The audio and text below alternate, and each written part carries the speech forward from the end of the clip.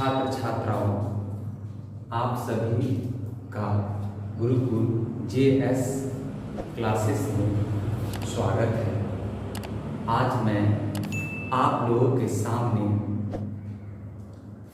इतिहास का VVI प्रश्न लेकर उपस्थित हुआ हूँ, जो आपकी परीक्षा के लिए बहुत ही महत्वपूर्ण है। मैं अभी प्रत्येक दिन आप लोगों को क्लास 12 2023 में पूछे जाने वाले महत्वपूर्ण प्रश्नों को लेकर उपस्थित होता रहा हूँ। आप सभी छात्र छात्राओं से मेरा नम्र निवेदन है कि आप इन सारे प्रश्नों को पढ़कर, सुनकर, अच्छा से स्वाध्याय करके अच्छे से अच्छे अंक प्राप्त करने का प्रयास कीजिएगा। अब मैं आपके सामने आज ये सारे प्रश्न लेकर आया हूँ। इस प्रश्न में सर्वप्रथम है, कबीर पर एक संक्षिप्त टिप्पणी लिखिए। कबीर पर एक संक्षिप्त टिप्पणी लिखिए। दूसरा है, सूफीवाद से आप क्या समझते हैं। दूसरा प्रश्न है कि सूफीवाद से आप क्या समझते हैं। तीसरा प्रश्न है, लक्ष्मीबाई के बारे में आप क्या जानते हैं। और चौथा प्रश्न है, सविनय अवज्ञा आंदोलन के 2 कारणों को लिखिए। चौथा प्रश्न है, अकबर के दरबार के 4 नवरत्नों को लिखिए। और पांचवा प्रश्न है, बाबर नामा क्या है। ये 5 प्रश्न महत्वपूर्ण प्रश्न लेकर मैं आप सबके सामने उपस्थित हुआ हूँ। अब मैं आप लोगों को पहला क्वेश्चन बताने जा रहा हूँ कि कबीर पर एक संक्षिप्त टिप्पणी लिखिए। कबीर पर एक संक्षिप्त टिप्पणी लिखिए। तो अगर यह प्रश्न मेरे प्रिय छात्र छात्राओं परीक्षा में आ जाए तो आप इसका कैसे उत्तर पुस्तिका में जवाब देंगे, सो आप बड़े ध्यान से एकाग्रचित होकर सुनेंगे। क्वेश्चन नंबर फर्स्ट है कि कबीर पर एक संक्षिप्त टिप्पणी लिखिए। तो लिखेंगे, भारतवर्ष में अनेक महान संत हुए। उन महान संतों में से कबीरदास जी एक महान संत थे। उनकी जितनी भी प्रशंसा की जाए कम है, क्योंकि उन्होंने समाज को अंधकार से प्रकाश की ओर लाया। जब चारों तरफ आडंबर, अंधविश्वास फैल गई, तो उन्होंने समाज को एक नई जागृति अपने दोहा के माध्यमों से दिया। उनके सारे दोहा को जिस ग्रंथ में संग्रहित किया गया है, उसे हम लोग बीजक के नाम से जानते हैं।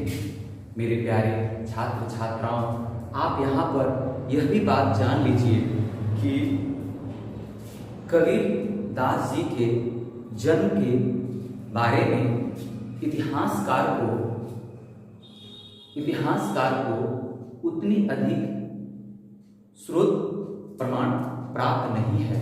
इतिहासकारों के बीच में कुछ मतभेद है, परंतु मोटे तौर पर सभी इतिहासकारों ने यही माना है कि कबीर दास जी का जन्म एक ब्राह्मणी के गर्भ से हुआ था, और वह ब्राह्मणी लोक लज्जा के कारण कबीर को झाड़ियों में छोड़कर चले गए थे, जहाँ पर नीमा और नीरू नाम का एक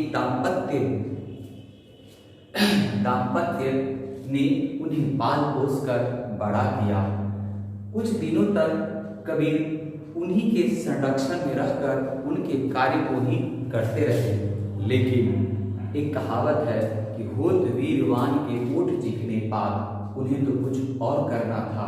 वह अपने गुरु रामानंद जी से शिक्षा प्राप्त करके समाज के अंधकारों को मिटाने का प्रयास किया। उन्होंने अनेक प्रकार के दोहा के माध्यमों से हिंदू, मुस्लिम, सिख, ईसाई सभी भाइयों को समझाया। उन्होंने हिंदुओं को समझाते हुए यह कहा कि पासन पूजे हरि मिले तो मैं पूजू पहाड़। अगर पत्थर को पूजने से भगवान की प्राप्ति होती है तो मैं हिमालय पहाड़ को ही पूजूंगा। इससे अच्छा तो वह पत्थर की चक्की है जिसमें लोग गेहूं को पीसकर आटा बनाकर अपने पेट की अग्नि को शांत करता है। उन्होंने मुस्लिम भाइयों पर भी प्रतिघात करते हुए, उनके आडंबरों को देखते हुए उन पर भी उन्होंने संदेश दिया कि कंकर पाथर जोड़ के मस्जिद दियो बनाए ते मुल्ला बाग दे क्या खुदा बहरा भयो। उनका कहने का तात्पर्य यही था कि भक्ति का आधार सत्य होनी चाहिए, भक्ति का आधार समाज का कल्याण होना चाहिए, न कि भक्ति का आधार आडंबर होना चाहिए। इस प्रकार हम लोग कबीरदास जी के बारे में लिख सकते हैं कि कबीरदास जी किस प्रकार के एक उच्च कोटि के महान संत थे। अब हम लोग के सामने बहुत दूसरा क्वेश्चन आता है कि सूफीवाद से आप क्या समझते हैं। दूसरा क्वेश्चन अब हम लोग के सामने आता है कि सूफीवाद से आप क्या समझते हैं। सूफीवाद से आप क्या समझते हैं। तो हम लोग इस प्रश्न का उत्तर इस प्रकार दे सकते हैं।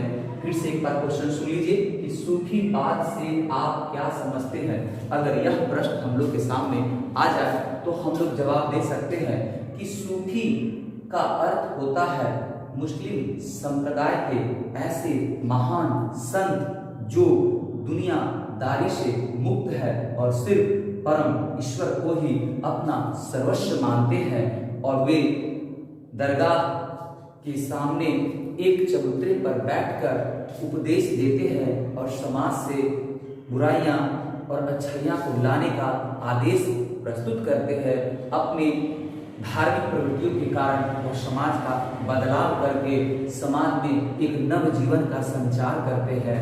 ऐसे ही व्यक्ति को सूफीवाद कहा जाता है। सूफी का शाब्दिक अर्थ साफ सुथरा भी होता है, जिसका अर्थ यही हुआ कि वैसा व्यक्ति जिसको संसारिक माया मोह से कुछ लेना देना नहीं है। उनका तो सिर्फ एक ही उद्देश्य है, अपने प्रभावपूर्ण बातों से, अपने धार्मिक प्रवृत्तियों से समाज में नव क्रांति का संचार करना, जिससे जन जन के हृदय में एक ऐसी भावना जागृत हो कि आपसी भाईचारे बढ़े और हमारी पृथ्वी फिर से स्वर्ग की तरह हो जाए, जिसमें अमीर गरीब ऊंच नीच जात पात किसी प्रकार का भेदभाव न रहे। ऐसे प्रवचन, ऐसे बात बताने वाले संतों को भी सूफीवाद कहा गया।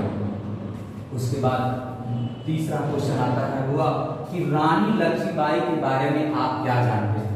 तीसरा क्वेश्चन आता है कि रानी लक्ष्मीबाई के बारे में आप क्या जानते हैं।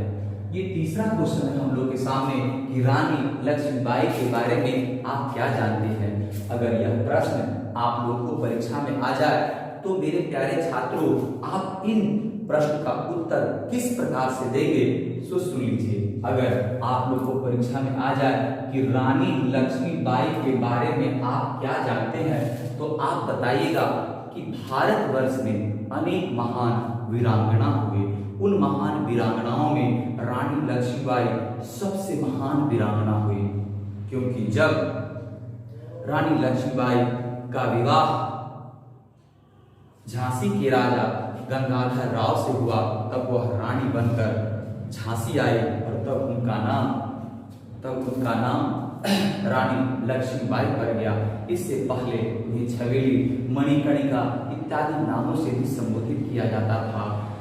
रानी लक्ष्मीबाई के विवाह के उपरांत पूरे झांसी में उत्सव मनाया गया, लेकिन यह उत्सव ज्यादा दिनों तक नहीं चल सका। महाराज गंगाधर राव की मृत्यु हो गई और पूरी झांसी शोक में डूब गई। परंतु इसी बीच डलहौजी को राज हड़प करने की नीति मन में सूझी और वह झांसी को हड़पने का प्रयास करने लगा। परंतु रानी लक्ष्मीबाई दामोदर राव नामक एक बालक को गोद में ले लिए और झांसी का उत्तराधिकारी घोषित किए, लेकिन अंग्रेज को यह गवारा नहीं हुआ और उसने झांसी पर आक्रमण कर दिया। झांसी को बचाने के लिए रानी लक्ष्मीबाई वीरता के साथ लड़ती रही और अंततः अंग्रेजों को कई जगह मुंह की खानी भी पड़ी।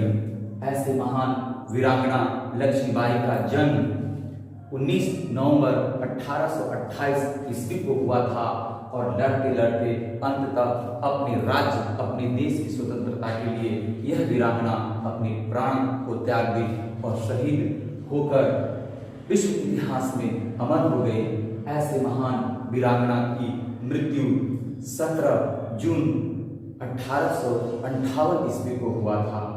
यह वह वीरांगना थी जो पूरे भारत की सभ्यता, संस्कृति और स्वतंत्रता के लिए सिरमौर बनी रही। आज हमें फक्र है कि हम ऐसे वीरांगना के देश में जन्म लिए हैं जिन्होंने अपनी वीरता के कारण संपूर्ण विश्व में भारत नारी जाति का लोहा सारे संसार को मनवाए थे।